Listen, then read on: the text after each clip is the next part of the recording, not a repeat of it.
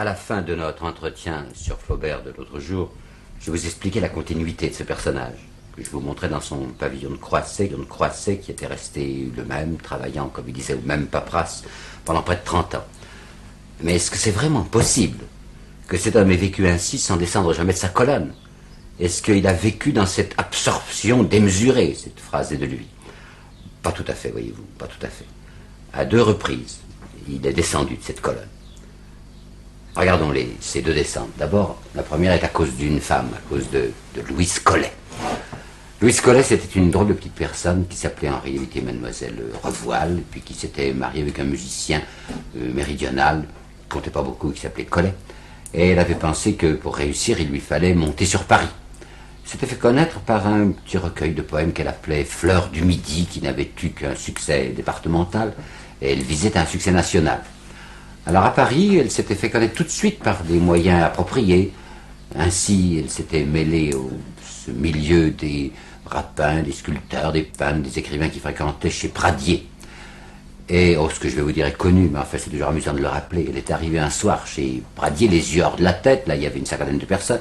Elle avait annoncé une très grande nouvelle en disant, vous savez qu'on a retrouvé les bras de la Vénus de Milo. Chacun lui avait demandé, mais où est-ce qu'on les a retrouvés? Ah, elle avait dit, ben, dans ma robe. Et puis il y a aussi l'histoire de Victor Hugo et du dessin qu'il avait fait d'elle. Elle visait beaucoup les récompenses académiques, pas à l'Académie française, enfin naturellement une femme ne peut pas entrer à l'Académie française, mais elle voulait des prix académiques. Aujourd'hui, les prix académiques, ils sont moins convoités. Mais au XIXe siècle, ils étaient très convoités. Et Louise Collet en voulait, ces prix académiques. Alors, pour les avoir, elle était aimable, enfin, elle était généreuse, avec beaucoup d'académiciens, quel que fût leur âge. Et alors, il y en avait un qui était Victor Cousin, qui n'était pas très jeune à ce moment-là, mais qu'elle trouvait utile pour sa carrière. Et elle avait été également bienveillante avec Vigny, avec Musset, avec Victor Hugo. Et Hugo avait fait un dessin d'elle. Il dessinait bien, Victor Hugo. Et il avait dessiné une fois Louise Collet sans vêtements. Mais comme il était convenable, il l'avait dessiné de dos.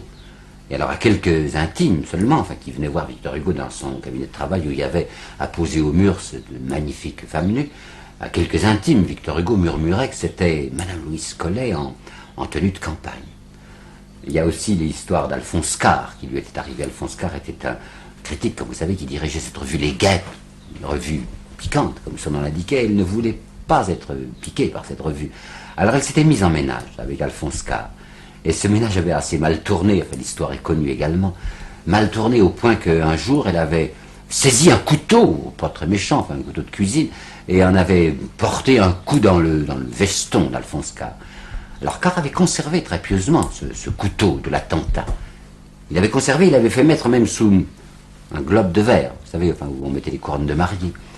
Et il avait fait sur le socle, gravé dans une plaque de bronze, les mots suivants, offerts par Madame Louise Collet dans le dos.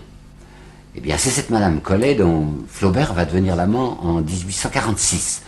Et c'est curieux, puisqu'il lui avait justement dit qu'il ne voulait attacher son cœur et son âme à personne. Alors pourquoi est-ce qu'il se décide comme ça brusquement en juillet 46 à se lier avec Louise Collet? Pourquoi? Vous savez, c'est difficile à expliquer, parce que l'amour est autonome, enfin, il est parce qu'il est, il vient sans qu'on l'attende.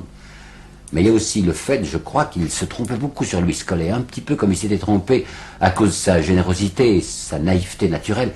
Il avait pris Louise Collet pour une autre lui-même, enfin, comme il croyait que Ducote est un autre lui-même. Alors elle lui écrivait des lettres telles qu'il s'imaginait qu'elle avait la même passion désintéressée de l'art.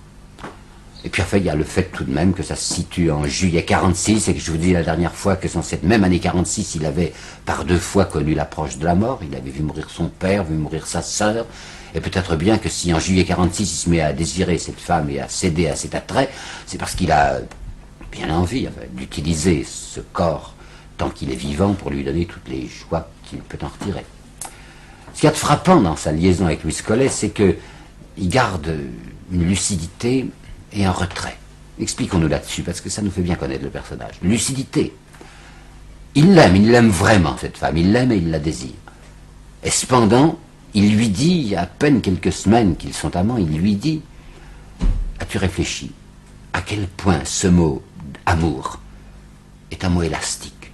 Tu dis que tu m'aimes, mais tu dis aussi que tu aimes ta petite fille. En effet, elle avait une petite fille de 7 ans. Et tu dis que tu aimes la robe que tu portes, c'est 3 fois le même verbe. Tu crois que c'est 3 fois le même sens. Et il lui disait aussi, tu ne pourras pas me reprocher de n'avoir pas annoncé l'enterrement dès le berceau. Qu'est-ce que ça veut dire? Ben, l'enterrement de leur amour, la fin de leur amour, dès le berceau, dès la naissance de cet amour. Quand on s'aime, on n'imagine pas qu'on ne puisse plus ne pas s'aimer. Eh bien, il lui annonce qu'effectivement, même s'il n'y croit pas, ça arrivera le moment où ils ne s'aimeront plus. Elle lui en veut de dire des choses comme ça. En outre, il y a 2 choses qu'il ne veut pas lui sacrifier. Il ne veut pas lui sacrifier sa mère à lui, il vit avec elle, vous le savez, elle est tout le temps inquiète. Et elle veut, Louise Collet, elle veut que Flaubert soit perpétuellement avec elle. Lorsqu'il est à Paris près d'elle, Madame Flaubert se fait du mauvais sang, elle pleure. Alors elle aussi, Louise, pleure pour le garder. Ben, il lui répond assez brutalement qu'il n'y a pas de question et qu'il préfère la faire pleurer elle plutôt que faire pleurer sa mère. Et deuxièmement, son travail. Ça, c'est ce qu'elle n'accepte pas et pourtant c'est fondamental chez lui. Il veut bien lui donner comme ça 48 heures de temps en temps, mais il y a des choses plus importantes, lui dit-il, que l'amour, chose qu'elle n'accepte pas, qui est mon travail. Alors il lui donnera des rendez-vous à mi-chemin, là, entre Rouen et Paris, à Mantes, où ils se retrouvent pour des 24 heures, ou des 36 heures, ou des 48 heures au plus. Puis si on descend davantage dans ces psychologies curieuses de Flaubert, on s'aperçoit que cet homme éprouve à l'égard de la passion physique, j'entends à l'égard du plaisir, une espèce de gêne. Il y a une lettre de lui où il lui dit, n'est-ce pas, tu voudrais bien faire de moi un païen. Ben j'essaye tant que je peux, je m'y applique de tout mon parti pris et je ne réussis pas.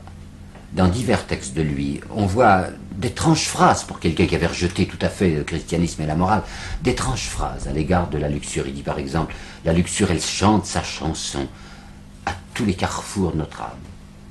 C'est une chanson qui nous enchante et qui nous tue. Et parlons donc pas seulement de la luxure, mais du plaisir. Il dit, le plaisir fond, F-O-N-D, du verbe fondre. Le plaisir fond les enthousiasmes et asphyxie la pensée. Alors quand il part pour l'Orient avec Ducamp en 49, c'est beaucoup, oui, c'est parce qu'il a envie de voir l'Orient, mais c'est beaucoup aussi pour fuir cette alcôve de monde dont il ne peut pas se passer et dont il sort avec mauvaise conscience. Il retrouvera Louise Collet à un moment, après son retour d'Orient, mais rapidement, la rupture viendra. Et après elle, alors qu'il est au centre le plus ardent de sa vie, après elle, il n'y a plus rien, il n'y a plus de liaison dans sa vie. À ce point que George Sand, la vieille George Sand, qui n'était plus belle du tout, mais qui tout de même, au nom de la corporation, n'aimait pas qu'il puisse vivre comme ça sans femme. George Sand le surveillait, lui dit, enfin, écoute, Gustave, dis la vérité, en fait, une petite amie. Alors un jour, il lui répond assez violemment, ben non, il n'y a personne, parce que entre l'art et les femmes, il faut choisir, et quant à moi, mon choix est fait depuis longtemps. La deuxième fois où Flaubert est descendu de sa colonne, c'est plus à cause d'une femme, c'est à cause du succès, oui, du désir de l'argent. Ça lui ressemble si peu, mais voilà comment ça se passe. C'était après la guerre de 70, un homme qui avait toujours été à l'aise, pas richissime Flaubert, mais enfin à l'aise. Hein. Et il avait mis toute sa fortune, gentiment, dans les affaires de sa nièce, qui s'était mariée avec M. Comenville, qui faisait de l'importation de bois nordique. Et voilà qu'en 71-72, ça n'a plus marché, il a perdu à peu près tout son capital, et pour la première fois de sa vie, il est gêné.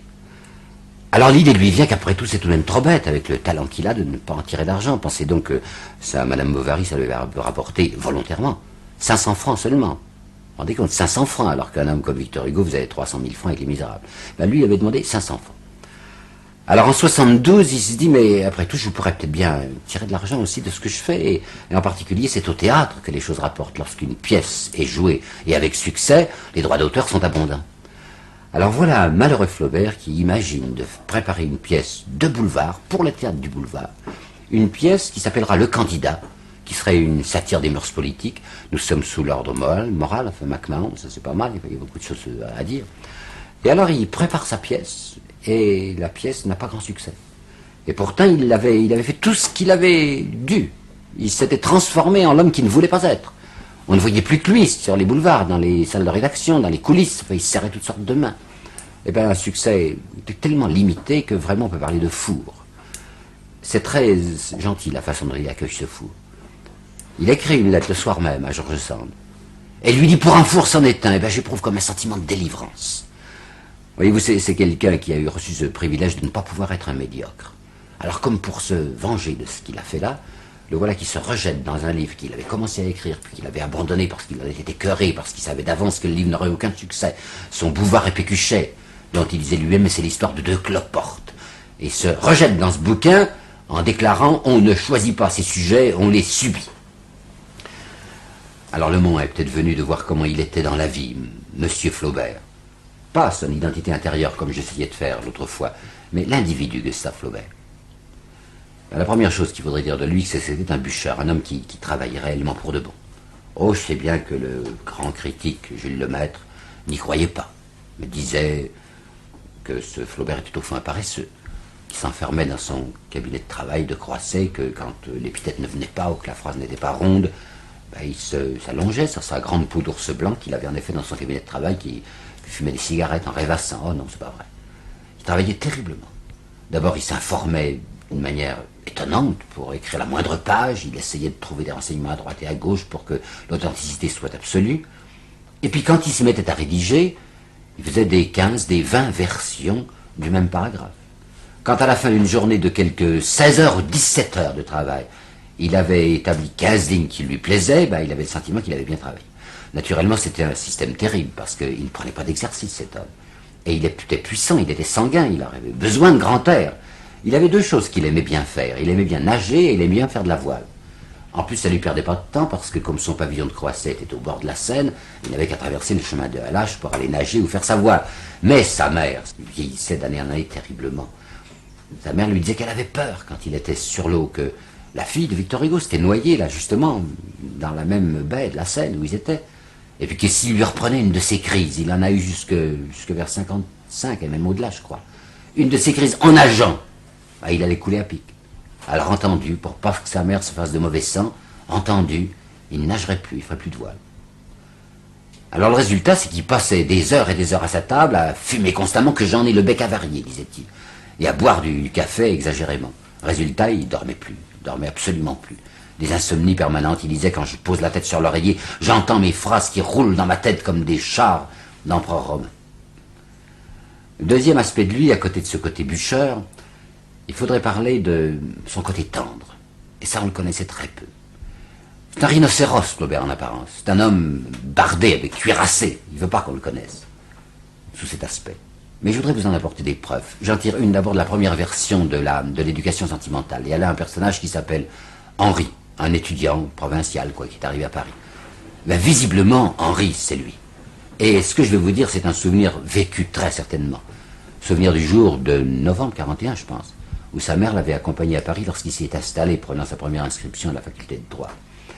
Alors il montre cet étudiant, Henri, que sa mère a installé dans la diligence. Elle était venue voir à Paris comment il allait trouver un logement, si la logeuse était convenable, s'il serait bien logé, bien nourri, bien chauffé. Puis elle repart. À ce moment-là, il n'y a pas encore de train, ou presque pas. On est donc dans la cour des messageries. Et Flaubert, racontant le départ de la mère de Henri, dit qu'il y avait là des bourgeois dans la cour, qui regardaient partir les diligences, et que la maman d'Henri l'avait embrassé, pour lui dire adieu, avec de gros baisers sonores, et ça l'avait gêné de se faire embrasser comme ça par sa mère. Alors elle monte dans la diligence s'ébranle, et là je cite, « À peine la diligence était-elle ébranlée, adieu, pauvre mère, adieu, dit-il tout bas dans son cœur. Et comme il se sentait regardé, il alluma un cigare. Il enfonça son chapeau sur sa tête et ses mains dans ses poches, et se mit à marcher sur le trottoir d'un air brutal. » Une autre citation de lui, je la prends dans une lettre qu'il écrivait à Caroline, sa sœur, Caroline I, parce qu'elle aura une fille qui s'appellera Caroline II. Une lettre à Caroline I. Il était encore étudiant à Paris, c'est de 42-43, où il lui dit « Ah, rat, comme on dit souris, Ah, rat, mon bon rat, mon vieux rat, ayez soin, toi et maman, d'avoir de bonnes jours pour la semaine prochaine.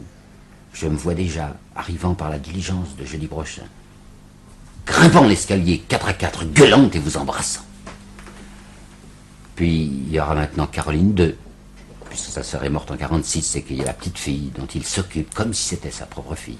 Et lui qui aime si peu perdre son temps, il va donner des heures à la petite pour veiller sur son travail. Et lui qui est parfaitement incroyant, il la prépare à ses leçons de catéchisme, sans le moindre sourire, sans la moindre ironie. Puis il y aura aussi la vieille mère qui le promène tous les jours, à son bras, dans le petit jardin de Croisset. Et je voudrais vous apporter deux citations qui datent de 2 ans après la mort de sa mère. Elles sont 74. Il dit à Caroline II, sa nièce, il lui dit: que sont devenus, où as-tu mis le châle et le chapeau de jardin de maman? J'aime aller voir et aller les embrasser de temps à autre. Puis il dit encore: quelquefois après le dîner, j'appelle Julie. Julie, c'était ta vieille bonne. Et je regarde sa robe à carreaux qu'a portée maman. Puis je songe à la vieille femme jusqu'à ce que les larmes me prennent à la gorge. Ben, le voilà en réalité tel qu'il était, cet homme dont Louis Collet, quand il sera brouillé avec lui, écrira publiquement: c'était un cœur de pierre, c'était un esprit où il n'y avait pas d'âme. Cet esprit où il n'y avait pas d'âme, il était très attaché aussi à l'amitié. C'est étonnant à quel point les amis ont compté pour lui. Je vois une citation de lui que je voudrais vous dire parce qu'elle est très intéressante. D'où vient donc, écrit-il, d'où vient donc qu'il y a tant d'amitié entre les enfants? Beaucoup encore entre les jeunes gens, déjà moins dans l'âge mûr et plus du tout entre les vieillards. Ben lui, il n'aura pas le temps d'être un vieillard. Il va mourir avant 60 ans. Mais il aura eu tout au long de sa vie des amis très chers. Quand il était adolescent, il y avait le Poitevin, il y avait Chevalier. Plus tard, il y aura Louis Bouillet. Bouillet, c'était un écrivain qui s'était fait une drôle de tête à la ressemblance de Napoléon III. Il y a eu Maxime Ducamp, dont nous avons parlé. Il y aura à la fin Duplan et Laporte. Et la façon dont il se conduit avec ses amis est gentille parce que il est très ennemi des effusions. Il n'était pas du tout, comme il disait lui-même, sentimenteux. Il était grossier, brutal. Mais derrière cette brutalité apparente, il y avait une grande gentillesse. Tenez, je voudrais vous apporter une lettre de lui que je sais par cœur parce qu'elle est toute petite. C'est une lettre à son ami Duplan, un billet à Duplan, quoi. Il lui dit, parce que Duplan ne lui écrivait plus depuis un certain temps, il lui dit: si tu pouvais me donner des nouvelles d'un nommé Duplan, Jules Duplan, tu serais bien aimable. S'il est malade, tu l'embrasseras de ma part. Mais s'il se porte bien, tu lui crieras dans les oreilles qu'il est un sacré nom de Dieu de cochon, qui oublie son vieux GF, Gustave Flaubert. Il y a encore un autre aspect de lui dont je voudrais vous parler, qui ne fait pas très sérieux, mais qui est important parce que c'était un aspect considérable, sa personnalité.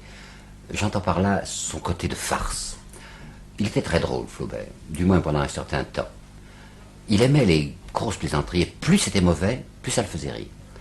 On voit par exemple dans sa correspondance que tout à coup, il signe une lettre convenable, très sérieuse, à sa nièce, et puis même post-scriptum. Il lui dit: suppose que je m'appelle Druche. Alors tu me diras forcément, comme tu es beau, Druche. Et ça l'amuse énormément. Une autre fois, il écrit à Bouillet en lui annonçant qu'il allait lui envoyer des vers. Rendez-vous compte, des vers, il n'a jamais fait de vers. Alors Bouillet était tout à fait stupéfait. Mais il lui dit: non, comprends-moi bien, hein, c'est pas des vers très intelligents que je vais t'envoyer, c'est des vers un peu bêtes, un peu sots, enfin disons des vers mi-sots, avec tout de même un peu de sel attique. Alors disons, si vous voulez, des vers mi-sel. C'était son genre, n'est-ce pas, des plaisanteries très très très bêtes. D'autre part, il avait le côté saltimbanque qui amusait beaucoup sa mère. Il imitait les gens avec une grande facilité. Ducamp nous raconte, en exagérant je crois un peu, que quand Madame Marie Dorval était passée en tournée à Rouen, elle avait un très joli zézément, Marie Dorval. Alors Flaubert, pendant 2 mois, dit Ducamp, ça veut dire pendant 8 jours, ne parlait qu'avec le zézément de Marie Dorval. Quand il était en Haute-Égypte, il s'ennuyait beaucoup. Je trouve ça assez gentil qu'il le dise d'ailleurs. Dans ses lettres à sa mère, il dit: les temples égyptiens m'embêtent. Alors pour se désembêter, il était avec Ducamp, vous savez, il avait inventé de jouer à un personnage qu'il avait imaginé. Ils étaient deux rentiers de Rouen, deux bourgeois de Rouen, des petits bourgeois de Rouen, qui étaient partis, on ne sait pourquoi, dans les sables du désert libyen et qui étaient là complètement perdus. L'un s'appelait le père Étienne, l'autre s'appelait Carafon. Lui, c'était Carafon. Alors il dit à sa mère: nous promenons en nous soutenant réciproquement et en bavachant. Le soir, pour nous coucher, ça dure une demi-heure. Nous geignons en beuglant et en nous retournant pesamment dans nos lits comme des gens abîmés de rhumatisme. Allons, bonsoir mon ami, bonsoir. Un autre personnage qu'il imagine, ça il est déjà plus vieux, et c'est très irrespectueux, c'est un personnage ecclésiastique. Il s'appelle lui-même le révérend père Cruchard, ce qui n'est déjà pas convenable. Et il signe révérend père Cruchard, aumônier des dames de la désillusion. Je voudrais vous apporter aussi, je me suis mis ça dans la tête, 4 citations tirées de ces lettres, à l'improviste. Des choses qui éclatent comme ça, comme de gros pétards. Une lettre à sa nièce. Il lui dit: hier soir, je suis rentré chez moi par le bateau, parce que ce quartier résidentiel de Croatie, on y revenait par la route ou par le bateau.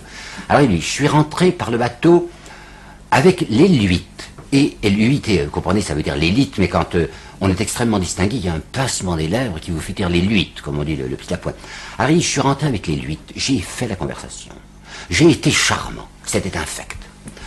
Une autre lettre, ça bouillait cette fois. Il lui dit, ce soir, sur la rivière, les poissons sautaient avec des folâtreries incroyables. T'aurais dit les bourgeois invités à prendre le thé à la préfecture. Une autre lettre de 77. Il est allé au Rigi. Sa mère est morte et son médecin l'avait persuadé d'aller en Suisse. Il est allé au Rigi parce que tout le monde allait au Rigi à ce moment-là. Vous vous rappelez Tartarin sur les Alpes. Alors il meurt d'ennui dans son Rigi. Il meurt d'ennui. Il trouve que les gens, pas les Suisses bien entendu, enfin, il voulait dire les touristes, enfin, que les gens sont insupportables d'ennui. Alors il écrit dans une lettre à Turgenev, il lui dit, figurez-vous que hier, par humanité et besoin d'expansion, j'ai été tenté d'embrasser 3 veaux que j'avais aperçus dans un pâturage. Une autre lettre, celle-là, c'est 4 ans avant sa mort à peu près. Je m'ennuie tellement en chemin de fer qu'au bout d'un quart d'heure, je hurle d'ennui en bâillant. Les gens du compartiment croient que c'est un chien oublié. Pas du tout, pas du tout. C'est Monsieur Flaubert qui soupire. Eh bien, ce côté de fougue et de blague, ça va lui passer. Il va s'assombrir, surtout à partir de l'année 70. Parce que la mort frappe autour de lui, parce que sa mère a disparu, parce que sa vieille amie Sand n'est plus là, parce que Bouillet est mort, parce que Duplan est mort. Enfin, il n'a plus grand monde. Alors il dit qu'il entre, il aimait bien les néologismes, vous savez. Il dit, j'entre dans un état d'insupportation. Il ne va même plus dans ces dîners littéraires, ces dîners manies qui sont si célèbres par le journal des Goncourt, parce que, dit-il, on y a intercalé des binettes odieuses. Dans une lettre à son neveu, par alliance, Comenville, il lui dit, avec mon joli petit tempérament nerveux, tout ce qui me touche me pénètre.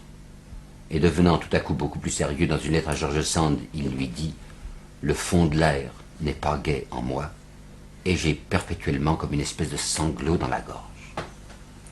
Réfléchissons un peu à ça. Qu'est-ce que ça veut dire, ce sanglot dans la gorge? Qu'est-ce qu'il y a au fond de Flaubert?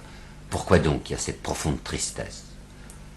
Il parle une fois dans une lettre de « ma plaie profonde, toujours cachée ». Quelle plaie? Je dirais, si vous voulez, la plaie du dépossédé.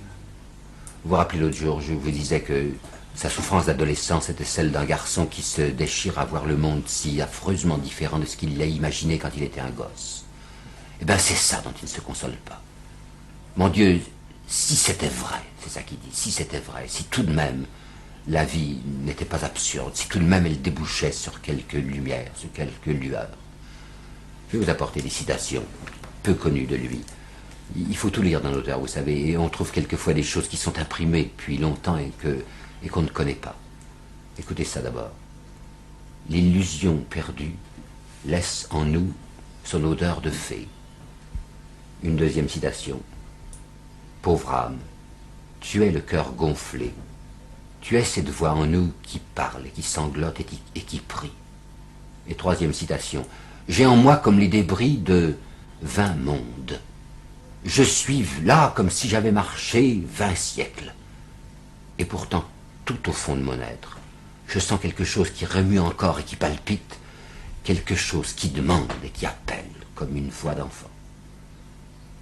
Ce qu'elle dit, la voix d'enfant, c'est le mot que je viens de vous prononcer, si c'était vrai. Je vois dans Novembre, par exemple, dans ce Novembre qui est presque testamentaire, un livre qu'il écrit à 20 ans au moment où il croit devoir renoncer à ce qu'il était, enfin quand il avait fait l'effort que lui demandait son père. Il dit à certaines minutes en moi, malgré mon désespoir, je sens sourdre comme une fontaine de miséricorde. Et je voudrais vous raconter ce qui s'est passé dans sa vie lorsqu'il est arrivé à Jérusalem, au retour de son voyage en Orient, vous savez. Il était avec Ducamp et c'était au mois d'août 1850.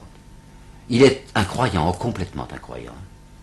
Et pourtant, les guides lui ont dit, derrière cette colline, là-bas, il y a Jérusalem. Cette idée, ce mot, quoi, Jérusalem, ça le bouleverse tout de même. Jérusalem, enfin, la ville du Sauveur, comme il disait quand il était petit. Alors il raconte à sa mère qu'il était à cheval, hein, il a piqué des deux, et il a devancé ses camarades pour être tout seul quand il recevrait en plein visage, en pleine poitrine, l'image de la ville sainte. Il entre dans Jérusalem, et ça le décourage. Tout ça est vide, tout ça est faux, tout ça ment, dit-il. Alors il s'enferme dans sa chambre d'hôtel, d'auberge, quoi. Et il dit à sa mère, alors j'étais très triste et j'ai rouvert le livre que tu m'avais donné. Et ce livre, c'était pas autre chose que les évangiles. J'ai ouvert ce livre et j'ai lu le sermon sur la montagne, le sermon des béatitudes. Et il dit à sa mère, j'ai lu ça dans un extraordinaire ravissement.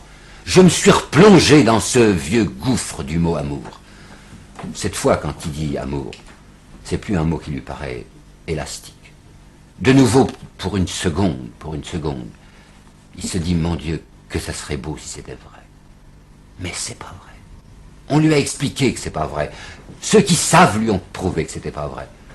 Il y a un côté, vous savez, de facilité et d'humilité chez Flaubert. Eh bien, les compétents, les savants, Renan Taine, lui ont dit que c'était pas vrai, alors il y croit, il est convaincu qu'effectivement ce n'est pas vrai, qu'il n'y a rien.